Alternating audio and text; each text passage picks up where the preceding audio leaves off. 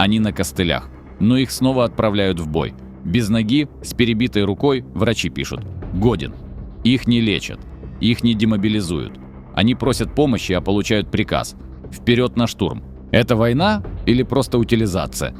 На ВВК мы все вот здоровые, ну вот, тем не менее, видите, что мы стоим на палках, на костылях, еле держимся. И нас вот и отправляют. Дали многим направления на прохождение ВВК, где нас даже в больнице не приняли.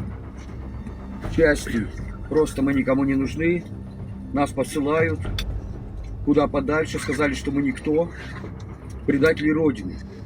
Мы согласны служить дальше, но, пожалуйста, мы просим помощи, чтобы нас вылечили, сделали операции.